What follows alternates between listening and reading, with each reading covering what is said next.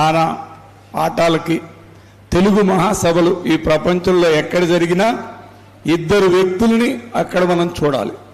ఒకటి గజల్ శ్రీనివాస్ గారు వస్తారు, అదేవిధంగా మా వ్యక్తి, అదేవిధంగా మా సోదరులు నజీర్ గారు, మా సిస్టర్ తేజస్విని, నా క్లాస్మేట్ రాజు, అదేవిధంగా కోన వెంకట్ గారు, ఇతర పెద్దలందరికీ కూడా ముందుగా నేను నమస్కారాలు తెలియజేసుకుంటున్నా. ఇంకా ఈ సమావేశాన్ని ఏర్పాటు చేయటం గురించి రాజు గారు, మన గజల్ శ్రీనివాస్ గారు చెప్పారు. మీకు ఈ సమావేశంలో కావలసినటువంటి ఏర్పాట్లలో నా సహకారం ఎప్పుడు మీకు ఉంటుంది. సహాయం నేను ఎప్పుడు మీకు చేస్తాను. ప్రభుత్వం తరఫున ఏదైనా చేయాలన్నా మా తేజస్విని గారు ఉంది, అదేవిధంగా నజీర్ గారు ఉన్నారు, వాళ్ళతో పాటు నేను కూడా ముందుంటాను.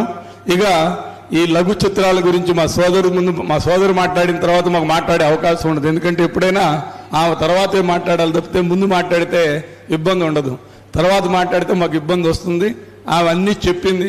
ఎందుకంటే ఇవాళ రేపు అందరూ కూడా ఈ రీల్స్ వీటి మీద లఘు చిత్రాల మీదే నడుస్తోంది కాబట్టి దాన్ని తీసుకుని ముందుకెళ్ళటం.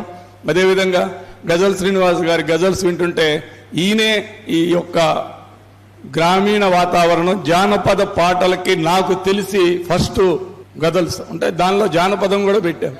గ్రామీణ దీని మీద పాడిన పాట, ఒక పిల్లాడు తల్లి తండ్రి అమెరికాకి వెళ్ళి తన ఊరు గురించి వాళ్ళు చెప్పినటువంటి పాట, బాధతోటి చెప్పే పాట వింటుంటే ఇప్పటికి కూడా నాకు ఒక ఇక్కడ ఎందుకు వెళ్ళి పోయారా అనే ఒక ఫీలింగ్ కలగజేసినటువంటి పాట.